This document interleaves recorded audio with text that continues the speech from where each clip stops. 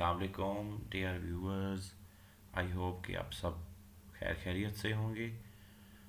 अच्छा व्यूअर्स, आज हम अपना ड्राइंग का सेकंड लेक्चर स्टार्ट करते हैं। फर्स्ट लेक्चर हमने देखा था ड्राइंग टूल्स, उनका यूज़ और अप्लाइड ज्योमेट्री। और फिर अप्लाइड ज्योमेट्री में हमने देखा था कि डिफरेंट टाइप्स ऑफ लाइंस या फिर बाइसेक्शन लाइंस या फिर टेंजेंट लाइंस और टेंजेंट आर्क्स वगैरह कैसे ड्रा की जाती हैं।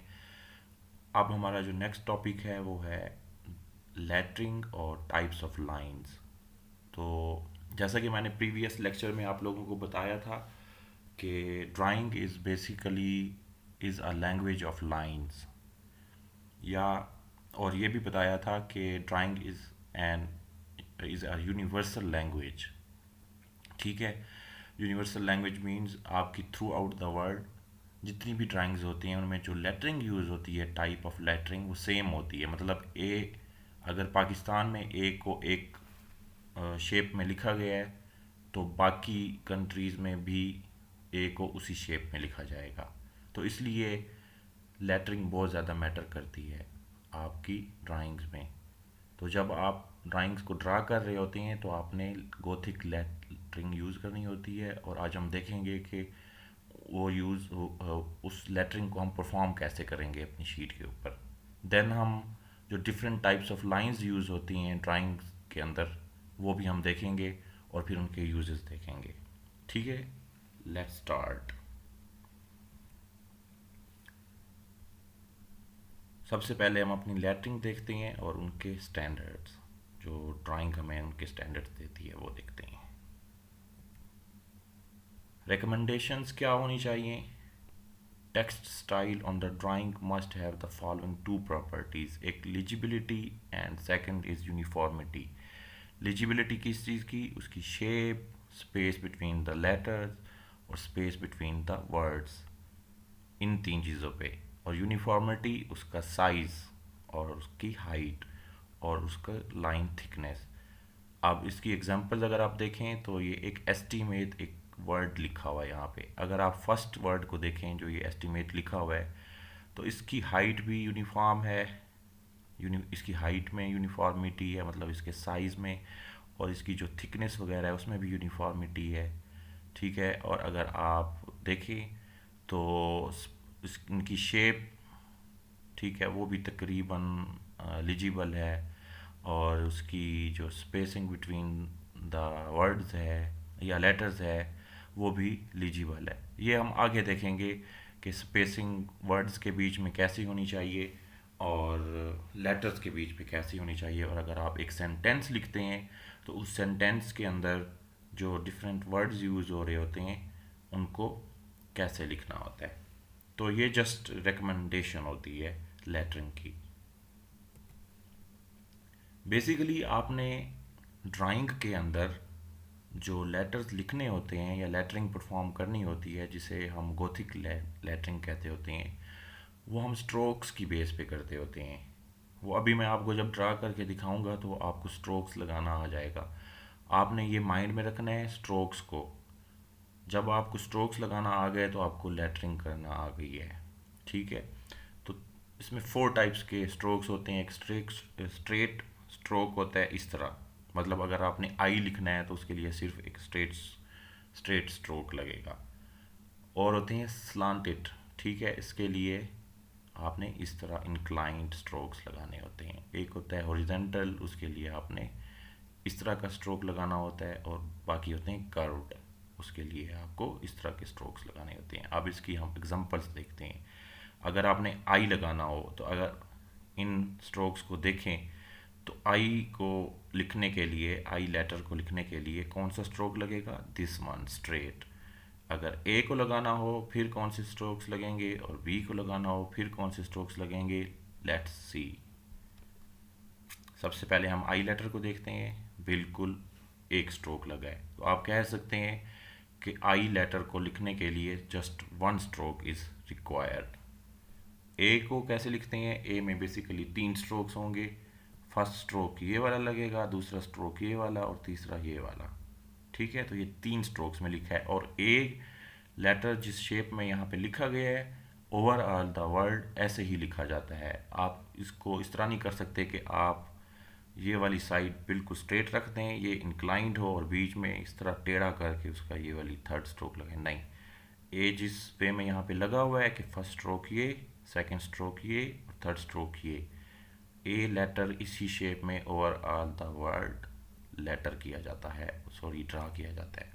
अब हम आते हैं बी लेटर पे। उसमें पहला स्ट्रोक ये लगेगा, दूसरा स्ट्रोक ये कि 3 स्ट्रेट लाइंस लगी, फिर 2 कर्व्ड लाइंस, तो इसमें टोटल 6 स्ट्रोक्स हैं। अगर आप बी लेटर को ड्रा करते हैं उसके लिए 6 स्ट्रोक्स यूज़ होंगे।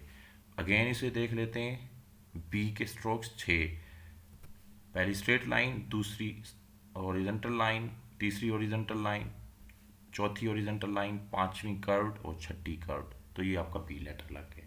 ठीक है। Upper case letters and numericals. तो स्ट्रेट लाइन लेटर्स जो होते हैं उसमें आई है, ए है, ई है, एल, वी, मतलब जिसमें कोई कर्व यूज़ नहीं होती, हम उनको कह सकते हैं कि वो स्ट्रेट लाइंस होते हैं, ये वाले सारे लेटर्स जो हैं। और ये कैपिटल लेटर्स हैं, अपर केस इन्हें हम कह रहे हैं। स्मॉल पे भी हम जाएंगे।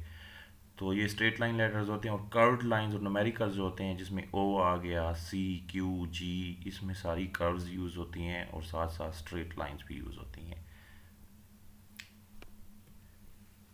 और ये लोअर केस लेटर्स हैं, ये आगे हम अभी प्रैक्टिस करते हैं तो आप लोगों को पता चल जाएगा कि हर लेटर को ड्रा कैसे करना होता है और उसके नंबर ऑफ स्ट्रोक्स कैसे होते हैं, कितने होते हैं।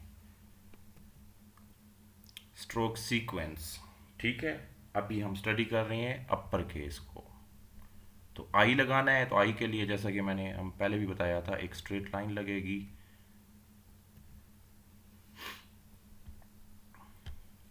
ठीक है, लाइक दिस। अगर एल लगाना है उसके लिए 2 स्ट्रोक्स होंगे, एक स्ट्रेट लाइन और एक हॉरिजॉन्टल लाइन, ठीक है।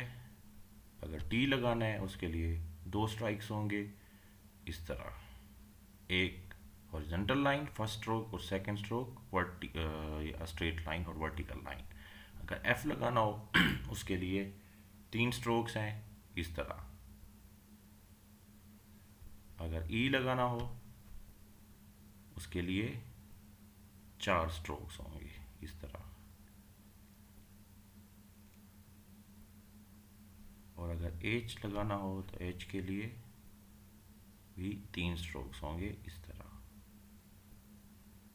और एक चीज़ आपने नोट करनी है, आई बिल्कुल स्ट्रेट होगा अपर केस में, एल जो है उसका जो फर्स्ट स्ट्रोक होगा वो बिल्कुल एक स्ट्रेट लाइन होगी वर्टिकल, और हॉरिजॉन्टल जो होगी वो उसके आप कह लें 1/3 कम होगी, मतलब पूरी यहाँ तक नहीं लेके जानी है आपने, उससे थोड़ी सी कम रखनी है। 1/3 जो थी वो आपने उसमें से निकाल दी। और टी इस तरह लगेगा कि उसकी एक स्ट्रेट लाइन होगी वर्टिकल और एक हॉरिजॉन्टल। वी को लगाना है तो वी को इस तरह लगाएंगे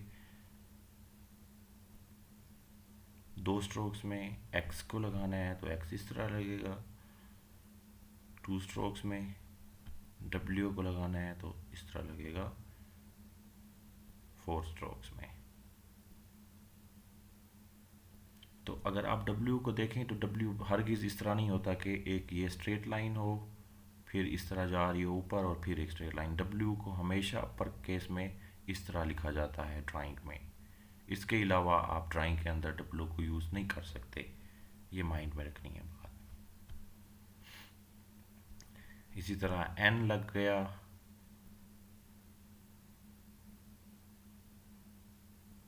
ये चीज़ आपने गौर से देखनी है और नंबर ऑफ स्ट्रोक्स आपने खुद अब गिनने हैं जो अब वाले लेटर्स में कर रहा हूँ। अब बेसिकली अक्सर लोग समझते हैं कि उल्टा एम डब्ल्यू होता है, हालांकि इन दोनों में डिफरेंस है। डब्ल्यू को आपने देखा था कि वो 2 वी मिलके बने थे और एम डिफरेंट टाइप का है।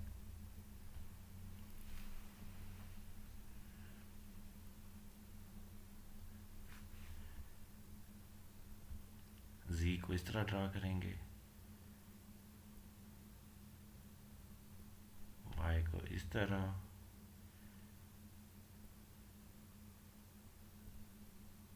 ए को इस तरह 3 स्ट्रोक्स में, जैसे कि हमने पहले देखा है।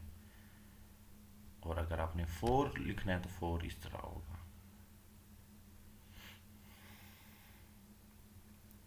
ठीक है जी। अब कर्व्ड लेटर्स आ गए। ओ को इस तरह लिखना है, बिल्कुल एक सर्कल।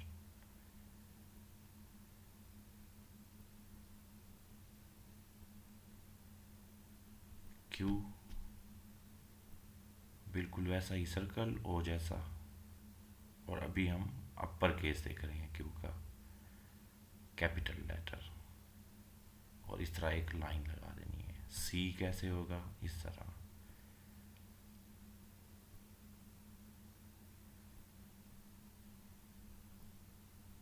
ये दोनों एजेस सी के एक ही जगह पे आके आपने छोड़ने हैं।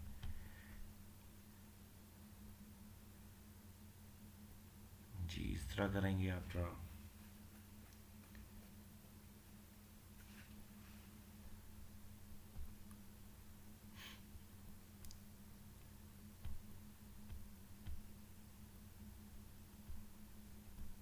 और ये अगर आपने ड्रा करनी हो तो ये इस तरह होंगे ड्रा।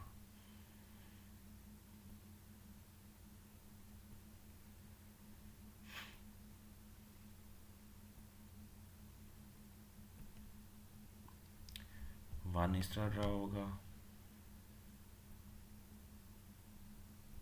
2 इस तरह ड्रा होगा,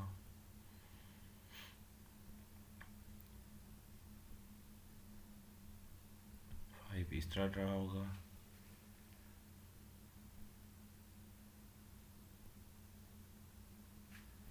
और 7 ऐसे।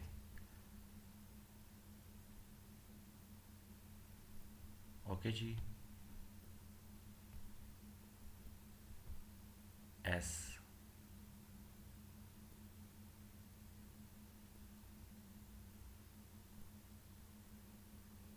अगर आप नोट करें तो एस की जो ये वाली कर्व है आउटर, ये वाला एज उसके बिल्कुल अलाइनमेंट में हो, और ये वाला एज जो दूसरी कर्व है उसकी अलाइनमेंट में हो। अब ये जो नेक्स्ट लेटर है अल्फ़ाबेट है ओ, इसमें और ज़ीरो में डिफरेंस होता है। ज़ीरो आपने बिल्कुल सर्कुलर लगाया था, ओ थोड़ा डिफरेंट है। ओ को थोड़ा आपने एलिप्टिकल रखना है, इस तरह। ठीक है जी। 3 इस तरह होगा ड्रा।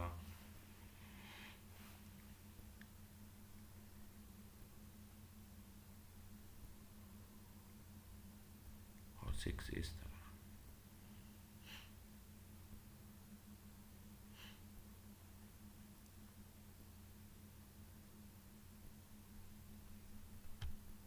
एट को इस तरह ड्रा करना है आपने।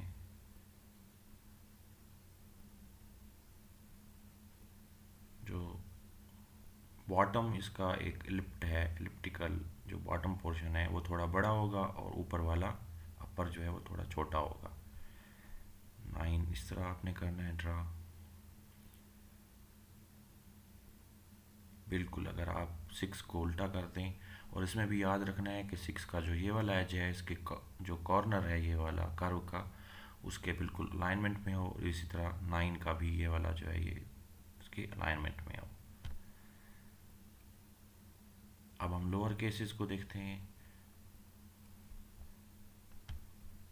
ये मैं जल्दी जल्दी लोअर केसेस, अगर आपने कोई सेंटेंस लिखना है पूरा, मतलब कोई डिटेल लिखनी है, लाइक अगर आप एक ड्राइंग में रूफ डिटेल्स और फ्लोर डिटेल्स लिख रहे हैं, तो उसमें सम टाइम्स आप क्या करते हैं, लोअर केसेस यूज़ करते हैं।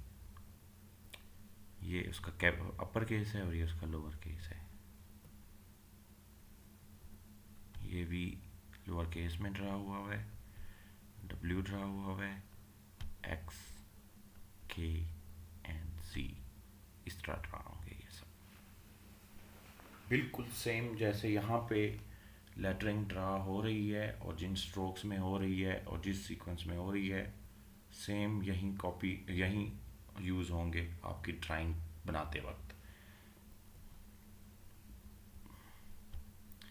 जे Y, F, T and R को इस तरह इन स्ट्रोक्स के तहत ड्रा किया जाता है।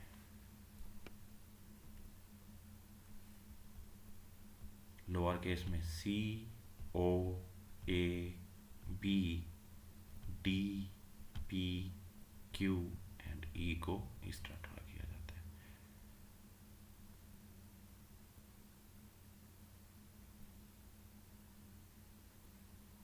Okay, G, N, M, H, U and S को लोअर केस में इस तरह ड्रा किया जाएगा।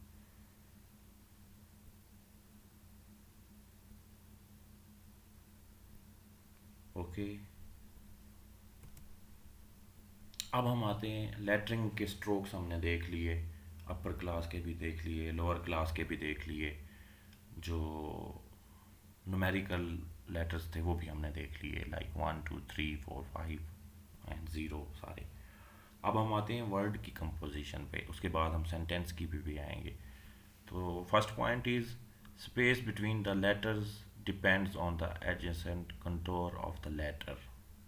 ये समझ आपको इस तरह आएगी, ठीक है। ये एक वर्ड लिखा हुआ है ड्राइंग। अब यहाँ पे लिखा हुआ है कि स्पेस बिटवीन द लेटर्स, मतलब 1 2 3 4 5 6 7 लेटर्स हैं या 7 अल्फ़ाबेट हैं। यहाँ पे हम अल्फ़ाबेट्स को लेटर कहते होते हैं, और जो न्यूमेरिक वैल्यूज़ होती हैं लाइक 1 2 उनको भी लेटर्स कहते होते हैं, और इस टर्म को हम इसलिए लेटरिंग कहते होते हैं। तो ये जो लेटर्स हैं, यहाँ पे यही लिखा हुआ है कि उनके बीच की जो स्पेस होती है ना, लाइक डी और आर के बीच में स्पेस, आर और ए के बीच में स्पेस, ए और डब्ल्यू के बीच में स्पेस, वो उनका जो एंड वाला कंटोर होता है ना, एडजेसेंट लेटर का कंटोर, मतलब आर है ना, तो आर से एडजेसेंट जो लेटर है वो ए है, तो ए का कंटोर इस तरह आ रहा है, मतलब ये वाली एक स्ट्रोक आपने लगाई थी, इंक्लाइंड स्ट्रोक, ठीक है, या स्लांटेड स्ट्रोक लगाई थी, तो इस कंटूर की बेस पे आपने यहाँ पे स्पेसिंग देनी होती है। इसी तरह अगर आप डी को करें, डी का देखें आर से, तो डी से एडजेसेंट आर है, इस तरह वो स्ट्रेट लाइन लगी हुई है, तो इसकी स्पेसिंग इसके कंटूर से देखेंगे। इसी तरह डब्ल्यू से अगर ए की देखनी है तो वो इस कंटूर से, अगर डब्ल्यू की आई से देखनी है तो इस कंटूर से, और ये नॉन यूनिफॉर्म रखी जाए तो बेटर होती है। क्यों? क्योंकि हर लेटर का कंटूर दूसरे से डिफरेंट होता है। अगर आप ए का देखें तो ये शुरू भी एक इंक्लाइन से हो रहा है और एंड भी एक इंक्लाइन पे हो रहा है, आगे फिर डब्ल्यू है वो भी एक इंक्लाइन से शुरू हो रहा है। तो इसलिए इन लेटर्स के वर्ड के अंदर जो लेटर्स होते हैं उनकी स्पेसिंग कंटूर की बेस पे नॉन यूनिफॉर्म रखी जाती है तो बेटर होती है। देखें, अगर ये स्पेसिंग हर जगह पे नॉन यूनिफॉर्म है, यहाँ पे कम है, यहाँ पे कुछ ज़्यादा है, यहाँ पे और ज़्यादा है, यहाँ पे सबसे ज़्यादा है, फिर इस तरह करके इनकी स्पेसिंग लेटर्स के बीच में नॉन यूनिफॉर्म है और ये वर्ड बिल्कुल परफेक्ट लग रहा है। लेकिन अगर आप यूनिफॉर्म रखते हैं, ये चीज़ें स्पेसिंग शो कर रही हैं। लेकिन अगर आप यूनिफॉर्म रखते हैं तो यूनिफॉर्म में अगर आप देखें तो ये देखें वर्ड्स आगे पीछे हो गए हैं, मतलब जो स्पेसिंग आपने इन दो के बीच में रखी थी वहीं इनके बीच में रखी है, ये देखें, तो वो बड़ा अजीब सा लग रहा है। तो ये चीज़ आपने माइंड में रखनी है जब आप एक वर्ड को लिख रहे हैं अपर केस में, तो उनकी आपस में जो लेटर्स की स्पेसिंग है वो अपने कंटूर्स को देखते हुए नॉन यूनिफॉर्म रखनी होती है। आई होप कि आप ये बात आप लोगों को समझ आ गई होगी। तो यही चीज़ें लिखा हुआ है, word having non uniform spacing is more readable.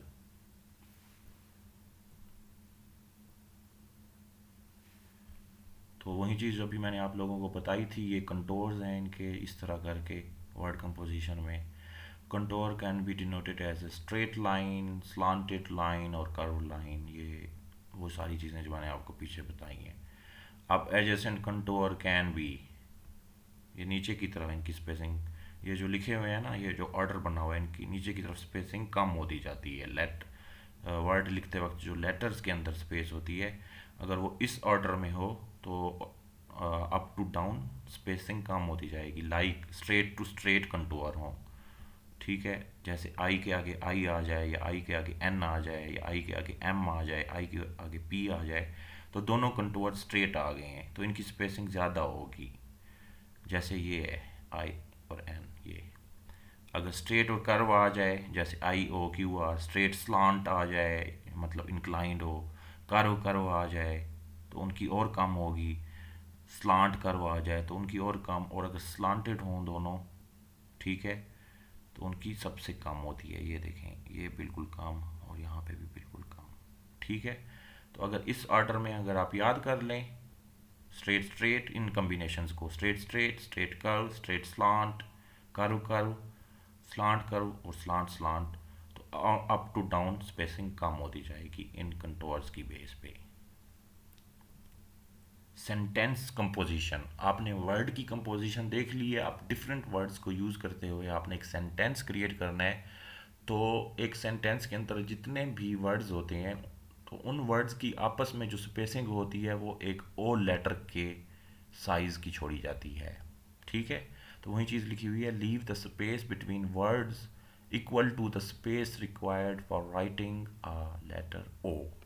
हम एग्जांपल एक देखते हैं।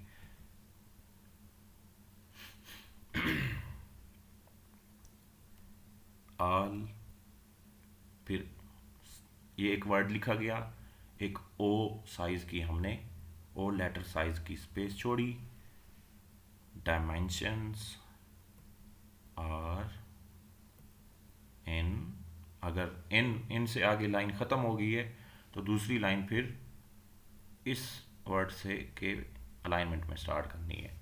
All dimensions are in millimetres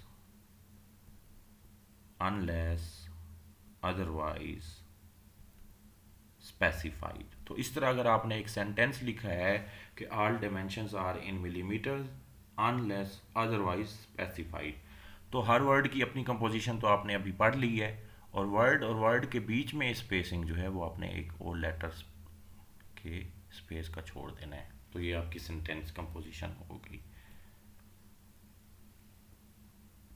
देखें, अब हम आते हैं लाइन टाइप्स पे कि कौन सी लाइंस यूज़ होती हैं ड्राइंग में, और हर लाइन का यूज़ या फिर पर्पस क्या होता है उस ड्राइंग में। तो बेसिकली तीन टाइप की लाइंस होती हैं। एक होती है कॉन्टिन्यूअस, ये थिक और थिन होती है।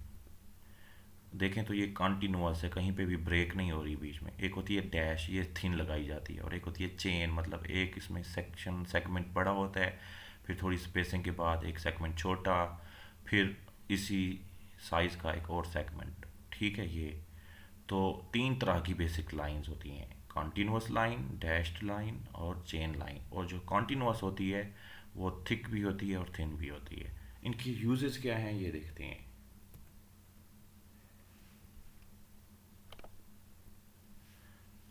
अगर आप कॉन्टिन्यूअस थिक लाइन की बात करें, ठीक है, मैं इसको दोबारा करता हूँ, तो ये विजिबल लाइन होती है। और इसका पर्पस क्या होता है, represent features date can be seen in the front view. तो जो भी आप व्यू देख रहे हैं, जिस चीज़ को आप ड्रा कर रहे हैं, अगर तो वो विजिबल है लाइन, मतलब आप एक आप कह लें सर्कुलर चीज़ को देख रहे हैं, तो उसके जो सर्कुलर एजेस हैं वो आपको विजिबल हैं, तो उसके लिए ये लाइन यूज़ करनी पड़ेगी। अगर आप थिन लाइन पे जाएं, दिस, तो ये डिमेंशन लाइन, एक्सटेंशन लाइन या फिर लीडर लाइन के लिए यूज़ होती है। दोबारा मैं क्लिक करता हूँ, डिमेंशन लाइन, एक्सटेंशन लाइन या लीडर लाइन के लिए कॉन्टिन्यूअस थिन लाइन यूज़ होती है। Indicates the sizes and location of features, ये इसके लिए यूज़ होती हैं। डैश्ड लाइन क्यों यूज़ होती है, ये हिडन लाइन होती है, इसे हम हिडन लाइन कहते होते हैं। जो आपका ऑब्जेक्ट होता है ना, उसको अगर आप ड्रा कर रहे हैं और उसका कोई फीचर आपको बिल्कुल सामने से नज़र नहीं आ रहा, लेकिन वो पीछे उसकी बैकग्राउंड पे अवेलेबल है, मतलब आपको सामने से नज़र नहीं आ रहा, विजिबल नहीं है, लेकिन वो मौजूद है, तो आप उसको हिडन लाइन, डैश लाइन की बेस पे यूज़ करते हैं, शो करते होते हैं अपनी ड्राइंग में। ये जब हम अपना नेक्स्ट लेक्चर पढ़ेंगे डायमेंशनिंग, उसमें ये चीज़ें आपको ज़्यादा अच्छे से क्लियर हो जाएंगी। और एक और बात याद रखनी है कि ये डैश्ड लाइन ही यूज़ करते हैं, मतलब इस तरह के डैशेस लगा के उनके बीच में डॉटेड लाइन यूज़ नहीं होती ड्राइंग में, ये आपने बात माइंड में रखनी है। देन चेन लाइन आ गई, इसे सेंटर लाइन कहते होते हैं। तो ये किसी भी ऑब्जेक्ट की सेंटर लाइन को लगाने के लिए, या फिर आप कह लें उसके एक्सिस को शो करने के लिए यूज़ होती है। फॉर एग्जांपल अगर आप एक सर्कल ड्रा करते हैं तो सर्कल के सेंटर को वहाँ पे इंडिकेट करने के लिए आप सेंटर लाइन लगाएंगे। या फिर अगर आपने कोई सिलेंडर टाइप बनाया है और उसके एक्सिस ऑफ रोटेशन को शो कराना है तो वहाँ पे भी आप सेंटर लाइन लगाएंगे। तो बेसिक लाइंस टाइप्स और उनकी जो नेम्स है अकॉर्डिंग टू एप्लीकेशन, एक सेंटर लाइन होती है जो हमने अभी देखा, ये थिन होती है। एक डायमेंशन लाइन, लीडर लाइन, और ये जो है ये सारी जब हम डायमेंशनिंग का लेक्चर पढ़ेंगे उसमें होंगी, और ये सारी थिन होती हैं। इसी तरह ये ब्रेक लाइन होती है, long section and extension line, phantom line, hidden line, stitch line, datum line, outline और visible line, break line, cutting plane for complex offset views. तो ये सारी टाइप्स ऑफ लाइंस हैं, और ये उनकी क्वालिटी आप कह लें कि थिन है या थिक है, ये वो लिखा हुआ है यहाँ पे। और ये जो एक मैंने ये फिगर बनाई है, ये आप लोगों ने जब ड्रा करनी है तो यहाँ से आपको ज़्यादा अच्छे से पता चल जाएगा। वैसे अगर आप ये ऑब्जेक्ट देखें तो ये सर्कल लगा हुआ है, तो इस सर्कल के सेंटर को शो करने के लिए ये जो लाइन लगी हुई है, या फिर यहाँ पे ये जो लाइन लगी हुई है, ये सेंटर लाइन है और ये थिन है, ठीक है, इसकी और इसकी। अगर आप ये वाली लाइन देखें, ये वाली लाइन जो कि इस कर्व को शो कर रही है कि ये कर्व है, ये वाली लाइन ये लीडर लाइन होती है। और ये वाली कि इसके और इसके बीच में डिस्टेंस ये है, ये एक्सटेंशन लाइन है। और जो उस डिस्टेंस को शो करने के लिए हम लाइन लगाते हैं वो डायमेंशन लाइन होती है। और ये जो आउटर लाइंस हैं ये वाली, और ये जो पूरे ऑब्जेक्ट को ड्रा की है, जिन्होंने इस पूरे ऑब्जेक्ट को स्केच किया है, वो विजिबल थिक लाइंस हैं। तो ये एक कम्प्लेक्स आप कह लें फिगर है जो कि तमाम टाइप्स ऑफ लाइंस को डिनोट कर रही है। अगर आपने मज़ीद इनको पढ़ना हो, लेटरिंग को, नंबर ऑफ स्ट्रोक्स को, या फिर टाइप्स ऑफ लाइंस को डिटेल में पढ़ना हो, तो basic of engineering drawing by engineer Zahid Ahmed Siddiqui, professor in UT Lahore, इनकी बुक अवेलेबल है मार्केट में, आप वहाँ से ये पढ़ सकते हैं। तो यहाँ तक आज का हमारा लेक्चर नंबर 2 लेटरिंग और टाइप्स ऑफ लाइंस कंप्लीट हो गया है। अब हम नेक्स्ट लेक्चर में इंशाल्लाह डायमेंशंस पढ़ेंगे। और प्लीज़ मेरे चैनल को सब्सक्राइब कर दें ताकि आप लोगों को जब मैं नेक्स्ट लेक्चर अपलोड करूँगा तो आपको उसकी नोटिफिकेशन मिल जाए। Thank you so much.